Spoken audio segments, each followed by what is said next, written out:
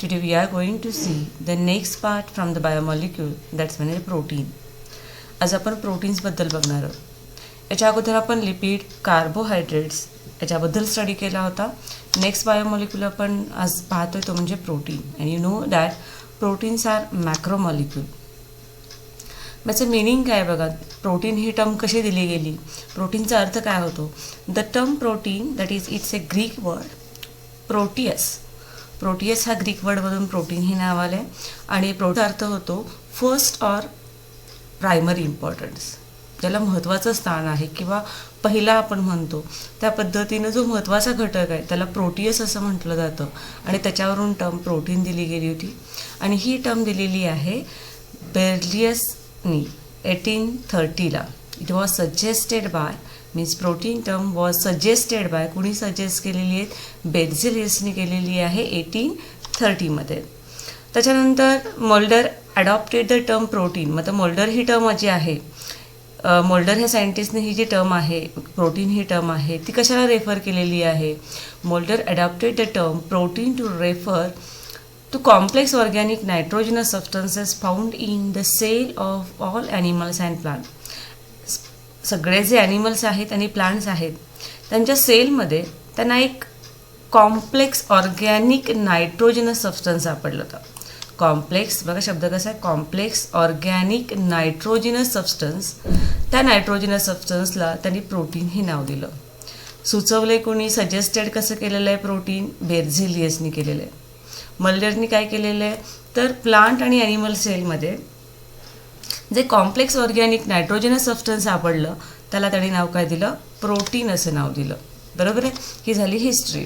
आता आपण कॅरेक्टरिस्टिक्स बघूया. What are the characteristics of protein. First one, proteins are a large molecule. मग कशी म्हटलं आपण मॅक्रो मॉलिक्यूल म्हणतोय, लार्ज मॉलिक्यूल आहे. Containing amino acid unit ranging from 100 to 3000. Protein हा लार्ज मॉलिक्यूल आहे आणि तो कशाने बनला रे तर बरेचसे अमिनो ॲसिड एकत्र आलेले आहेत. ओके. आणि रेंजिंग कसं आहे, प्रत्येक प्रोटीननुसार काही सगळ्यांच्यामध्ये अमिनो ॲसिड सारखे नसणार आहेत. रेंजिंग कशी असणार आहे, त्यांनी 100 to 3000 पर्यंत अमिनो ॲसिड्स एकत्र येतात आणि एक लार्ज मॉलिक्यूल तयार होतो, त्याला आपण प्रोटीन्स असं म्हणतोय. साहजिकच याचं मॉलिक्युलर वेटसुद्धा कसं असतं रे, हाय असतं. Okay. They have high molecular weight. आता इथे बघा, इथं जे ॲमिनो ॲसिड आहे त्याची जी लिंक आहे, जी चेन आहे ती एकमेकांना ज्या बॉन्डनी बाइंड केली जाते त्याला पेप्टाइड बॉन्ड असं म्हणतात. कोणता बॉन्ड म्हणतात त्याला, peptide bond. In proteins amino acids are link together by peptide bond which join the carboxyl group of one amino acid residue to the amino group of another residue. ज्या वेळेस amino acid एकमेकांना link करतोय आपण त्यावेळेस जो bond आहे तो peptide bond आहे. हा पेप्टाइड बॉन्ड काय करतो तर एका ॲमिनो ॲसिडचा कार्बॉक्झिल ग्रुप, एका ॲमिनो ॲसिडचा कार्बॉक्झिल ग्रुप दुसऱ्या ॲमिनो ॲसिडच्या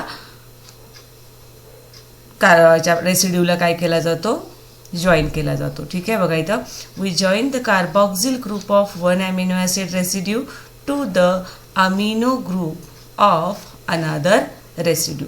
एकाचा कार्बॉक्झिल ग्रुप दुसऱ्या अमिनो ॲसिडच्या अमिनो ग्रुपला काय केला जातो, अटॅच केला जातो किंवा जॉईन केला जातो बाय पेप्टाइड बॉन्ड्स. त्याच्यानंतर इथं जे प्रोटीन तयार होतं आहे काहींच्यामध्ये एक चेन असणार आहे, काहींच्यामध्ये एकापेक्षा जास्त पॉलिपेप्टाइड चेन असणार आहे. बरोबर आहे. Protein molecule consist of one or more polypeptide chains. Proteins आपल्या बॉडीमध्ये गरज वेगवेगळी आहे, त्यामुळे जे प्रोटीन मॉलिक्युल्स ते असणार आहेत त्याच्यामध्ये एक किंवा एकापेक्षा जास्त पॉलिपेप्टाइड चेन असणार आहेत. आणि साहजिकच हे प्रोटीन्स तयार होताना आपण म्हटलं की ॲमिनो ॲसिड्स आहेत. ॲमिनो ॲसिड एकत्र येताना प्रोटीनची चेन तयार होते, पॉलिपेप्टाइड चेन त्याला म्हणतो आपण. मग ही पॉलिपेप्टाइड चेन तयार होण्यासाठी जे 20 नॅचरली ऑकरिंग ॲमिनो ॲसिड आहेत, 20 फंक्शनल ॲमिनो ॲसिड म्हणतो आपण. बघा हे 20 फंक्शनल ॲमिनो ॲसिड किंवा नॅचरली ऑकरिंग ॲमिनो ॲसिड्स आहेत, हे ह्या 20च्या 20 किंवा त्याच्यापैकी अमिनो ॲसिडचा वापर होऊन प्रोटीन्स तयार केले जातात. Proteins can content any or all of the 20 natural occurring amino acid type. आता स्ट्रक्चर ऑफ प्रोटीन. प्रोटीनचं स्ट्रक्चर कसं असणार आहे. प्रोटीन्स वेगवेगळे आहेत आपण म्हणतोय, साहजिकच स्ट्रक्चरसुद्धा कसं असणार आहे, वेगवेगळं असणार आहे. मग याच्यामध्ये प्रायमरी स्ट्रक्चर आहे, सेकंडरी आहे, टर्शरी आहे, क्वाड्रेटरी आहे आणि त्याचबरोबर प्लीटेडसुद्धा आहे. मग वन बाय वन आपण बघूया. पहिल्यांदा प्रायमरी स्ट्रक्चर म्हणजे काय बघूया. जर ॲमिनो ॲसिड सिक्वेन्सनी असतील, जर एक ॲमिनो ॲसिड दुसऱ्या ॲमिनो ॲसिडला सिक्वेन्सनी जोडला गेला असेल, बरोबर आहे, कुठंही त्याची ब्रांचिंग नसेल, तर आपण त्याला काय म्हणणार आहे, प्रायमरी स्ट्रक्चर असं म्हणणार आहे. बघा इथे दाखवल्याप्रमाणे जर लिनियर सिक्वेन्स असेल ॲमिनो ॲसिडचा, त्या पॉलिपेप्टाईड चेनमध्ये ॲमिनो ॲसिडचा लिनियर सिक्वेन्स असेल, म्हणजेच ॲमिनो ॲसिड सिक्वेन्सने जोडले गेलेले असतील, तर त्या स्ट्रक्चरला प्रायमरी स्ट्रक्चर असं म्हटलं जातं. साधं स्ट्रक्चर आहे. ॲमिनो ॲसिड कसे जोडले, लिनियर सिक्वेन्स आहे, कुठंही ब्रांचिंग नाही आहे, सरळ जोडलेले आहेत, त्यामुळे त्याला आपण प्रायमरी स्ट्रक्चर म्हणतोय. सोपं आहे ना लक्षात ठेवायला. The linear sequence of amino acid in a polypeptide chain of a प्रोटीनची जी पॉलिपेप्टाईड चेन आहे त्याच्यामध्ये असणारे ॲमिनो ॲसिड जर सिक्वेन्स कशी असेल, लिनियर असेल, तर त्याला प्रायमरी स्ट्रक्चर असं म्हटलं जातं. आणि जे काही फंक्शनल प्रोटीन्स आहेत त्यांचं 3D डायमेन्शनल कॉन्फॉर्मेशन आहे. लक्षात ठेवा कसं आहे ते, 3D किंवा 3 डायमेन्शनल म्हणू शकतो आपण. 3 डायमेन्शनल कॉन्फॉर्मेशन आहे. आता काही प्रोटीन्स आहेत, हे आपण सिम्पल स्ट्रक्चर बघितलं, पण काही प्रोटीन्स आहेत जनरली आपल्या केसामध्ये जे केरॅटिन आहे त्याच्यामध्ये जी पॉलिपेप्टाईड चेन आहे ती पॉलिपेप्टाईड चेन कशी असते, स्पायरल शेप्ड असते. कशी असते, स्पायरल शेप्ड, बरोबर आहे. म्हणजे अशा पद्धतीनं स्पायरल शेप्ड असते ती. मग स्पायरल शेप्ड म्हटल्यानंतर त्याला आपण स्पायरल हेलिक्स म्हणतोय. मग ती प्रायमरी स्ट्रक्चरमध्ये येते का, नाही.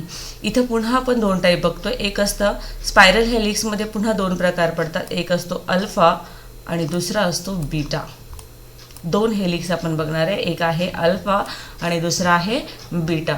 आता हे जे केसांमधलं केरॅटिन आहे, जे प्रोटीन आपण म्हणतोय, त्याची जी पॉलिपेप्टाईड चेन तयार होते ती स्ट्रेट नाही आहे. कशी आहे, हेलिक्स आहे, स्पायरल हेलिक्स आहे.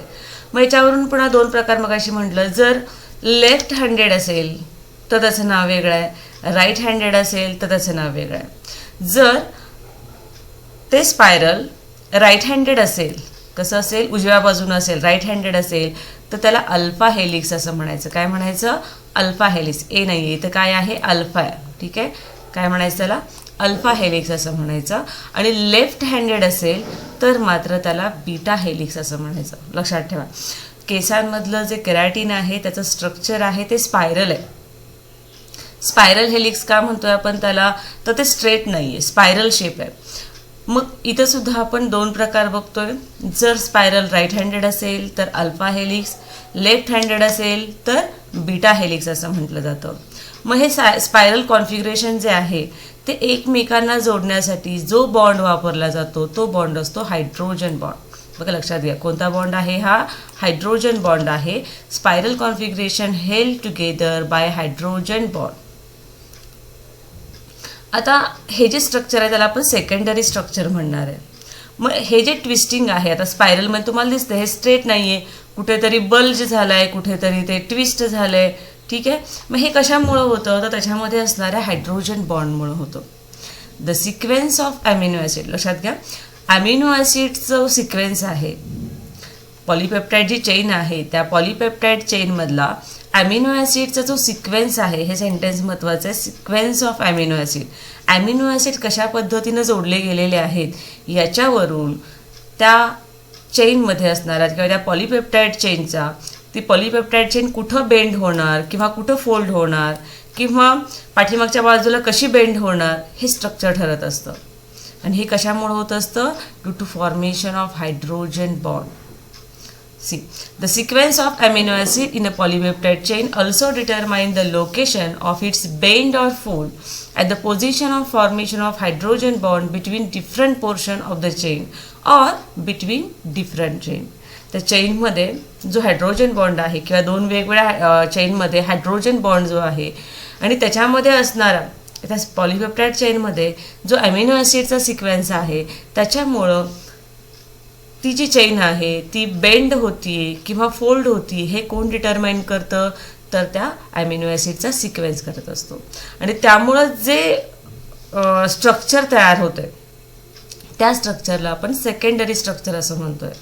ओके, पुढे due to formation of hydrogen bond असल्यामुळं त्या पेप्टाइड चेनमध्ये हायड्रोजन बॉन्ड असल्यामुळं it assume a secondary structure. बरोबर, इथं प्रायमरी स्ट्रक्चर पाहिलं आपण, आता सेकंडरी स्ट्रक्चर पाहिलं. त्याच्यानंतर मध्येच त्यांनी प्लिटेड शीट घेतले. टर्शरी घेण्याच्या ऐवजी प्लिटेड शीट घेतलेलं आहे, नंतर टर्शरी, नंतर क्वाड्रेटरी घेतलं. आता प्लिटेड शीट म्हणजेच काय, प्लीट म्हणजेच काय रे, तुम्हाला माहिती आहे. प्लीट म्हणजे अशा पद्धतीनं उतरतं असतं की नाही, एका बाजूला एक. आता इथं हे जे सिक्वेन्स आहे किंवा ही जी पहिली पॉलीपेप्टाइड चेन आहे, ह्या पॉलीपेप्टाइड चेनमध्ये हे जे हायड्रोजन बॉन्ड आहे इंटरमॉलिक्युल आतल्या बाजूनी हे काय केलेले असतात, असे जॉईन केलेले असतात. ठीक आहे, इंटरमॉलिक्युलर हायड्रोजन बॉन्ड याच्यामध्ये दिसतो आणि त्यामुळं आपल्याला ते प्लिटेड फॉर्म दिसतं. कसं दिसतं, प्लिटेड फॉर्म दिसतं, म्हणून त्याला प्लिटेड शीट असं म्हटलं जातं. ठीक आहे, ही जी पॉलीपेप्टाइड चेन आहे, ह्याच्या 4 मी पॉलीपेप्टाइड चेन काढलेल्या आहेत, यांच्यामध्ये जे हायड्रोजनचं बॉन्डिंग आहे त्याला आपण इंटरमॉलिक्युलर हायड्रोजन बॉन्ड असं म्हणतो आणि त्यामुळं ते स्ट्रक्चर कसं दिसतं, प्लिटेड दिसतं. ठीक आहे, आणि म्हणून त्याला प्लिटेड शीट असं म्हटलं जातं. हे कुठं आढळतं, तर जे काही सिल्कमध्ये प्रोटीन आहे, सिल्क फायबर तुम्हाला माहिती आहे, रेशीम धागे, त्याच्यामध्ये जे प्रोटीन असतं त्याच्यामधलं स्ट्रक्चर असतं ते प्लिटेड शीट असतं. बघा, in some proteins 2 or more polypeptide chain किंवा peptide chain 2 or more peptide chains are link together by intermolecular hydrogen bond. कशाने जोडलेले आहेत, हायड्रोजन बॉन्ड आहे पण तो कसा आहे, इंटरमॉलिक्युलर आहे. आणि त्यामुळे जे स्ट्रक्चर होतं आहे, सच स्ट्रक्चर्स आर कॉल्ड ॲज ए प्लिटेड शीट. काय म्हणायचं त्याला, प्लिटेड शीट असं म्हणायचं. ठीक आहे, हे प्लिटेड शीट स्ट्रक्चर पुन्हा मध्ये आढळतं, प्रोटीन्स ऑफ सिल्क फायबर्समध्ये आढळतं. त्याच्यानंतरचा टर्शरी स्ट्रक्चर बघूया. प्रायमरी, सेकंडरी, त्याच्यानंतर टर्शरी बघतोय आपण. मग आता टर्शरी स्ट्रक्चर म्हणजेच काय, तर इथं जे बॉन्ड असतात ते बॉन्ड लक्षात ठेवायचं डायसल्फाइड बॉन्ड असतात. कसे असतात, डायसल्फाइड बॉन्ड. कोणते असतात, डायसल्फाइड बॉन्ड. आणि डायसल्फाइड बॉन्ड असल्यामुळं तिथं जी तुमची जी चेन आहे, पॉलीपेप्टाइड चेन जी आहे ती चेन जास्त लूप झालेली असते, गुंडाळलेली असते किंवा जास्त ट्विस्ट झालेली असते किंवा पाठीमागच्या बाजूला ती फोल्डेड झालेली असते. कशामुळं हे असतं, डायसल्फाइड बॉन्ड. आणि मग हे लूप आणि बेंड जे आहे ते लूप अँड बेंडमुळं प्रोटीनला जे स्ट्रक्चर येतं आहे त्या स्ट्रक्चरला टर्शरी स्ट्रक्चर असं म्हटलं जातं.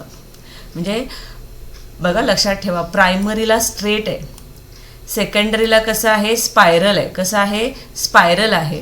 तर टर्शरीला मात्र कसं आहे, लूप्स आणि बेंड आहे. ठीक आहे, स्पायरलसारखंच पण जास्त लूप्स आणि बेंड आहे, त्याला टर्शरी स्ट्रक्चर म्हटलं जातं. आणि तुम्हाला क्वेश्चन असा विचारला की टर्शरी स्ट्रक्चर कशामुळे येतं आहे, तर त्याच्यामध्ये काय येत रे, 2 पेप्टाइड चेनमध्ये डायसल्फाइड बॉन्ड आहेत.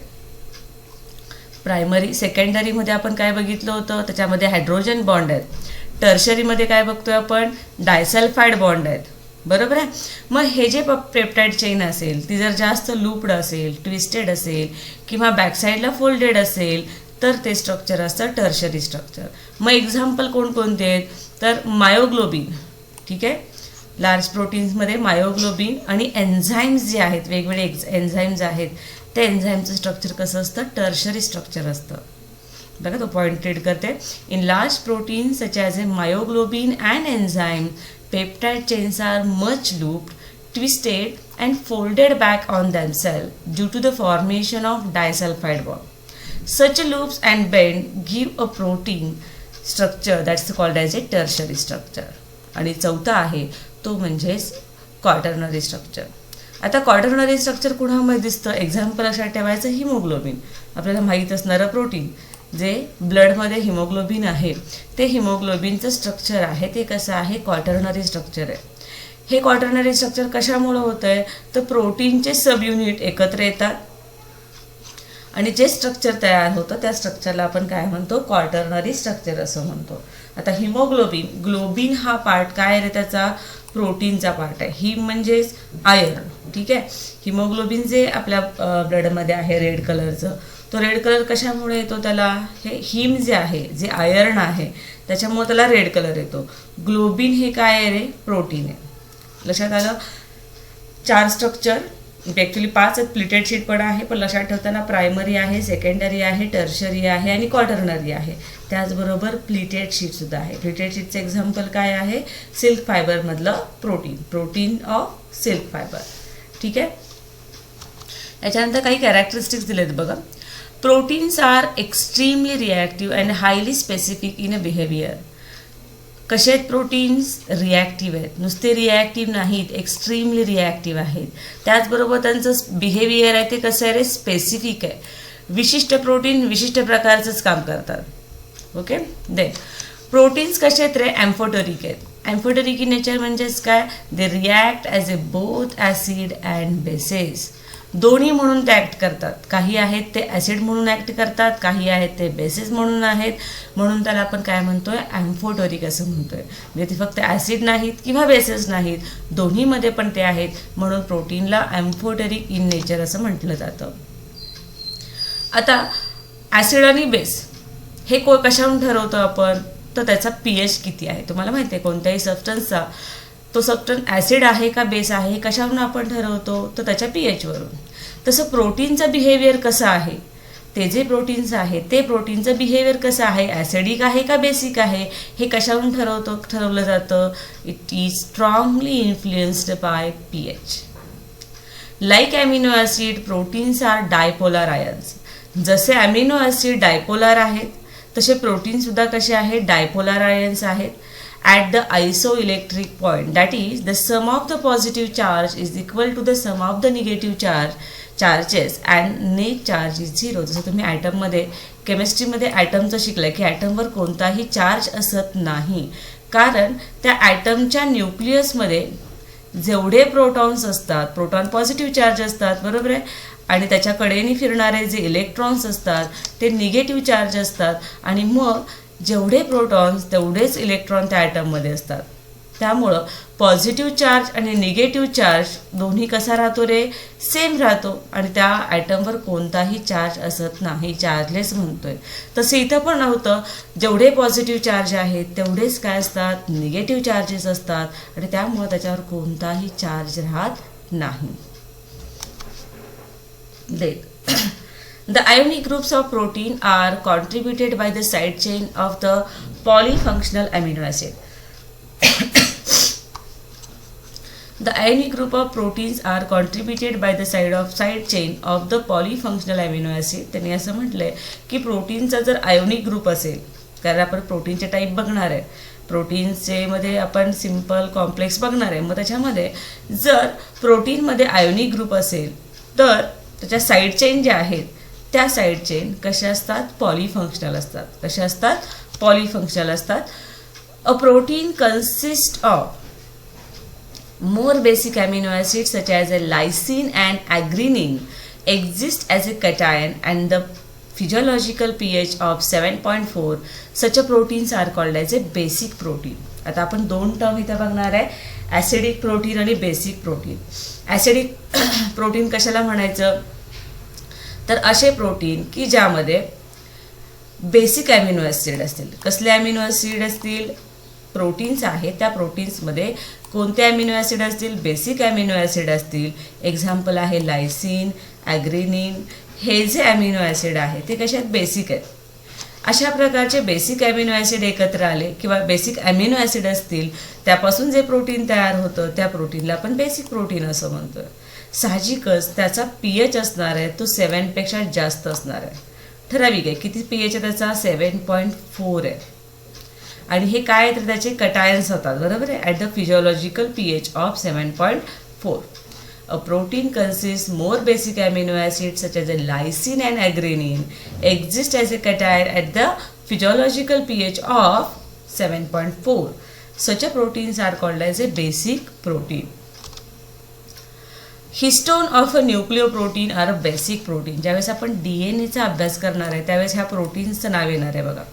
हिस्टोन नावाचे जे प्रोटीन्स आहेत ते प्रोटीन्स कसे आहेत? बेसिक प्रोटीन्स आहेत. एक्झाम्पल लक्षात ठेवा, लायसिन आणि अग्रेनिन हे प्रोटीन नाही, दीज आर अमिनो ॲसिड. म्हणजे लायसिन आणि अग्रेनिन सारखे अमिनो ॲसिड एकत्र आल्यानंतर किंवा हे बेसिक अमिनो ॲसिडपासून जे प्रोटीन तयार होतं त्याला बेसिक प्रोटीन असं म्हटलं जातं. एक्झाम्पल कोणतं लक्षात ठेवणार?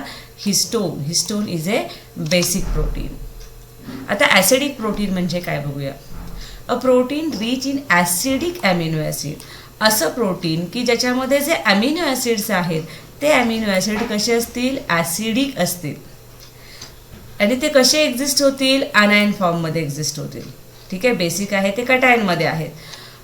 ॲसिडिक जे अमिनो ॲसिड असतील ते कशामध्ये होत असतील? अनायनमध्ये होत असतील. तर त्या प्रोटीन्सला काय म्हटलं जातं? ॲसिडिक प्रोटीन असं म्हटलं जातं, ज्याचा pH 7पेक्षा कसं असणार आहे? कमी असणार. Okay, a protein rich in acidic amino acid exist as a anion. Such a proteins are called as a acidic protein. मग हे ॲसिडिक प्रोटीन कोणते आहेत?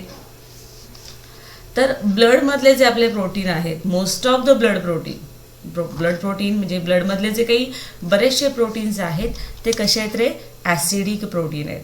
बरोबर आहे. बेसिक प्रोटीन बघितलं, ॲसिडिक प्रोटीन बघितलं. याच्यानंतर आपण क्लासिफिकेशन बघतो, प्रोटीनचं क्लासिफिकेशन. जसं आपण लिपिडचं क्लासिफिकेशन बघितलं 3 टाईपमध्ये, तसं प्रोटीनचंही क्लासिफिकेशन आपण बघतोय. On the basis of structure proteins are classified into 3 category.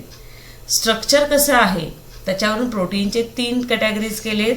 पहिला आहे तो simple protein, second one conjugated protein and third one derived protein. लिपिडमध्ये सेम पाहिलं होतं, फक्त कॉन्ज्युगेटेडच्या ऐवजी आपण काय पाहिलं होतं? दुसरा वर्ड यूज केला होता, कंपाऊंड म्हटलं होतं. तसं इथं सिम्पल प्रोटीन आहे, कॉन्ज्युगेटेड आहे आणि तिसरा आहे डिराइव्ड प्रोटीन. पहिला आपण बघूया सिम्पल प्रोटीन. सिम्पल प्रोटीन म्हणजेच काय? तर सिम्पल प्रोटीन म्हणजेच काय? ज्या प्रोटीनचं हायड्रॉलिसिस केल्यानंतर फक्त काय बाहेर पडत असतील? अमिनो ॲसिड बाहेर पडत असतील. ज्यावेळेस आपण प्रोटीनचं हायड्रॉलिसिस करतोय त्यावेळेस फक्त अमिनो ॲसिड आपल्याला मिळत असतील तर त्या प्रोटीनला सिम्पल प्रोटीन म्हटलं जातं. म्हणजेच हायड्रॉलिसिस करत असताना अमिनो ॲसिड सोडून इतर काहीही मिळत नसेल तर ते प्रोटीन काय असतं? Simple protein. याचा अर्थ काय होतो रे? सिम्पल प्रोटीन्स फक्त कशाने बनलेले असतात? अमिनो ॲसिडनी बनलेले असतात. अमिनो ॲसिड एकत्र येतात आणि प्रोटीन तयार होतं, त्याला आपण सिम्पल प्रोटीन असं म्हणतोय. These are soluble in 1 or more solvent. एक किंवा एकापेक्षा जास्त सोल्वंटमध्ये ते सोल्युबल असतात. Simple protein may be soluble in water. पाण्यामध्ये ते कसे असतात? मे बी म्हटलंय. पाण्यामध्ये ते काय होऊ शकतात? कदाचित विरघळू शकतात. हिस्टोन ऑफ न्यूक्लिओप्रोटीन, ज्यात आपण हिस्टोन बघितलं होतं का नाही बेसिक प्रोटीनमध्ये, हिस्टोन नावाचं जे न्यूक्लिओप्रोटीन आहे हे न्यूक्लिओप्रोटीन वॉटरमध्ये कसं आहे? सोल्युबल आहे. Then globular molecule of histone are not coagulated by heat. ह्या हिस्टोनमधला जो ग्लोब्युलर पार्ट आहे तो मात्र हीट केल्यानंतर कॉग्युलेट होत नाही. Albumins are also soluble in water but they get coagulated on heating. बघा इथं 2 तुम्हाला पॉईंट दिलेले आहेत. एक म्हणजे उदाहरण हिस्टोनचं दिलेलं आहे. हिस्टोन पाण्यामध्ये सोल्युबल आहे पण हीट केल्यानंतर त्याचा ग्लोब्युलर पार्ट आहे तो काय होत नाही? कॉग्युलेट होत नाही. दुसरं एक्झाम्पल अल्ब्युमिनचं दिलेलं आहे. अल्ब्युमिन कसं आहे? वॉटरमध्ये सोल्युबल आहे पण ज्यावेळेस त्याला आपण हीट करतोय त्यावेळेस तो कॉग्युलेट होतोय. आता अल्ब्युमिन जनरली कुठं आढळतं? आता हिस्टोन तुम्हाला सांगितलं it's a nucleo protein, DNA formation आहे त्याच्यामध्ये उपयोगी पडतं. अल्ब्युमिन जनरली आपल्या सेलमध्ये आहे पण हे जनरली आपल्याला कशातून मिळतं? तर albumins are widely distributed. For example egg albumin, serum albumin, legumin of pulses are albumin. एगमधलं अल्ब्युमिन आहे, सिरममधलं अल्ब्युमिन आहे किंवा जे लिग्युमिनस प्लांट आहेत, पल्सेस कडधान्य आहेत त्याच्यामध्ये सुद्धा अल्ब्युमिनचं प्रमाण आढळतं. म्हणजे सिम्पल प्रोटीनमध्ये पहिला पॉईंट लक्षात ठेवायचं की ते फक्त अमिनो ॲसिडपासून तयार झालेले असतात. त्याचं पहिलं एक्झाम्पल आपण हिस्टोन बघतोय. वॉटरमध्ये सोल्युबल आहे पण हिटिंग केल्यानंतर ते कॉग्युलेट होत नाही. दुसरं एक्झाम्पल अल्ब्युमिनचं आहे. वॉटरमध्ये सोल्युबल आहे पण हिटिंग करत असताना ते कॉग्युलेट होत आहे. ठीक आहे. त्याच्यानंतर कॉन्ज्युगेटेड प्रोटीन. आता कॉन्ज्युगेटेडचा अर्थ काय, तर प्रोटीन असणारच आहे, म्हणजे अमिनो ॲसिड तयार होणारच आहेत. अमिनो ॲसिड विथ आदर एखादा कोणता तरी पार्ट असेल त्याला प्रोस्टेट ग्रुप असं म्हटलं जातं. तर अशा पद्धतीचं फंक्शन, अशा पद्धतीचं स्ट्रक्चर असेल तर त्याला कॉन्ज्युगेटेड प्रोटीन असं म्हटलं जातं. कॉन्ज्युगेटेड प्रोटीन म्हणजेच काय, simple protein united with a non protein substances. हे सिंपल प्रोटीन म्हणजे अमिनो ॲसिड. अमिनो ॲसिड जर नॉन प्रोटीन सबस्टन्सेस बरोबर अटॅच झालेले असतील, जे प्रोटीन सबस्टन्सेस नाहीत त्याच्याबरोबर जर सिंपल प्रोटीन्स युनाईट झाले असतील तर जे त्या प्रोटीनला आपण कॉन्ज्युगेटेड प्रोटीन असं म्हणतोय. Conjugated protein consist of a simple protein united with some non protein substance. आणि हे एक्झाम्पल याचं लक्षात ठेवा, हिमोग्लोबिन. मग अशी मी तुम्हाला सांगितलं हिमोग्लोबिन. मग हिमोग्लोबिनमध्ये ग्लोबिन हा प्रोटीन पार्ट आहे, पण हिम हा नॉन प्रोटीन ग्रुप आहे. आणि ह्या नॉन प्रोटीन ग्रुपलाच प्रोस्थेटिक ग्रुप म्हणायचं. जो नॉन प्रोटीन ग्रुप आहे, याचा एक्झाम्पल हिम हा नॉन प्रोटीन ग्रुप आहे, त्याला प्रोस्थेटिक ग्रुप असं म्हणायचं. Globin is the protein. बघा इथं हिमोग्लोबिनचं सांगितलंय, ग्लोबिन हा प्रोटीनचा भाग आहे. And iron containing pigment him is the prosthetic group. ह्याच्यामध्ये हिममध्ये जो आयर्न कंटेनिंग पिगमेंट आहे त्याला आपण काय म्हणणार आहे, प्रोस्थेटिक ग्रुप असं म्हणणार आहे. त्याचबरोबर न्यूक्लिओ प्रोटीनचं आत्ता आपण बघितलं, हिस्टोन प्रोटीन. हे सुद्धा कसं तयार झालं आहे, हिस्टोन प्रोटीन्स आहेत. ते हिस्टोन प्रोटीन्स कसे तयार झालेले आहेत, किंवा जे न्यूक्लिओ प्रोटीन्स म्हणूया आपण. Similarly nucleo proteins have a nucleic acid, म्हणजेच काय आहे, DNA, coupled with histone protein. आता हिस्टोन प्रोटीन आता बघितलं आपण, हिस्टोन प्रोटीन हे सिंपल प्रोटीन आहेत, ते कॉन्ज्युगेटेड प्रोटीनमध्ये नाही आहेत. पण ह्या हिस्टोन प्रोटीन बरोबर न्यूक्लिक ॲसिड ज्या वेळेस युनाईट होतंय त्यावेळेचं प्रोटीन, त्या प्रोटीनला आपण न्यूक्लिओ प्रोटीन असं म्हणतोय. येथे लक्षात, ह्या न्यूक्लिओ प्रोटीन, हिस्टोन प्रोटीन, ह्या प्रोटीनमध्ये हे हिस्टोन प्रोटीन आहे, त्याच्याबरोबर न्यूक्लिक ॲसिड आहे, कपल्ड विथ न्यूक्लिक ॲसिड, आणि म्हणून त्याला आपण कॉन्ज्युगेटेड प्रोटीन म्हणतोय. कुणाला, हिस्टोनला नाही, न्यूक्लिओ प्रोटीनला आपण काय म्हणतोय, कॉन्ज्युगेटेड प्रोटीन म्हणतोय. On the basis proteins are classified as a glycoproteins and mucoproteins. इथं सुद्धा त्यांनी दोन प्रकार केलेत, ग्लायकोप्रोटीन्स अँड म्युकोप्रोटीन. जसं आपण ग्लायकोलिपिड आणि फॉस्फोलिपिड बघितलं होतं लिपिड्समध्ये, तसं इथं सुद्धा ग्लायकोप्रोटीन आणि म्युकोप्रोटीन्स. ग्लायकोप्रोटीन नावात कळते, त्याच्यामध्ये ग्लुकोज शुगर असणार आहे. म्युकोप्रोटीन कसं आहे बघा, mucoproteins are carbohydrate protein complexes, for example mucin of saliva and heparin of blood. म्युकोप्रोटीनमध्ये कार्बोहायड्रेट असणार आहे, बरोबर आहे, म्हणजे जे काही सलायवामध्ये म्युकिन आहे किंवा हिपॅरिन जे ब्लडमध्ये आढळतं, जे कॉग्युलेशन होऊन देत नाही हिपॅरिन, ते सुद्धा आपल्याला त्याला आपण म्युकोप्रोटीन असं म्हणू शकतो, बरोबर आहे. लायपोप्रोटीन म्हणजेच काय, तर लायपोप्रोटीन म्हणजेच काय, जर लिपिड आणि प्रोटीन काय असतील, लिपिड आणि प्रोटीन, म्हणजे प्रोटीन हा एक प्रोटीनियस पार्ट झाला, पण त्याच्याबरोबर जर लिपिड अटॅच होत असेल तर त्याला आपण कॉन्ज्युगेटेड प्रोटीन म्हणणार आहे, लायपोप्रोटीन म्हणणार आहे. मग आता एक्झाम्पल काय म्हटलंय बघा, lipoproteins are lipid protein complexes, for example conjugate protein found in ब्रेनमध्ये जे कॉन्ज्युगेट प्रोटीन आढळतं, प्लाझ्मा मेम्ब्रेनमध्ये आढळतं, इव्हन दुधामध्ये सुद्धा जे असतं त्याला आपण लायपोप्रोटीन असं म्हणतोय. लिपिड विथ प्रोटीन, ठीक आहे, त्याला लायपोप्रोटीन असं म्हणणार आहे. म्युकोप्रोटीनमध्ये कार्बोहायड्रेट प्लस प्रोटीन, ग्लायकोप्रोटीनमध्ये ग्लुकोज प्लस प्रोटीन, ठीक आहे. अशा पद्धतीनं कॉन्ज्युगेटेड प्रोटीन्स असणार आहेत. त्याच्यानंतर शेवटचा आहे तो म्हणजे डिराइव्ड प्रोटीन. डिराइव्ड प्रोटीनमध्येच काय, तर जनरली हे प्रोटीन्स आहेत ते नेचरमध्ये अवेलेबल नाहीत. These proteins are not found in nature as a such. मग हे प्रोटीन्स कसे तयार होतात, These proteins are derived from a native protein molecules on a hydrolysis. जे निसर्गामध्ये किंवा प्रोटीन्स आपल्याला नेटिव्ह प्रोटीन मॉलिक्युल्स आहेत त्यांचे हायड्रॉलिसिस झाल्यानंतर जे प्रोटीन्स डिराइव्ड होतात त्याला डिराइव्ड प्रोटीन असं म्हटलं जातं. ठीक आहे. Proteins which are derived from, बघा डेफिनेशन कशी होईल, the proteins which are derived from native protein molecules on a hydrolysis. Example याचं मेटाप्रोटीन, बरोबर आहे, peptones, these are the derived protein. Metaprotein, peptones, these are the derived protein. अशा पद्धतीनं आपण इथे आज प्रोटीन बघितलं, प्रोटीनचं स्ट्रक्चर पाहिलं, त्याच्यानंतर त्याचे टाइप्स पाहिले. Okay, thank you.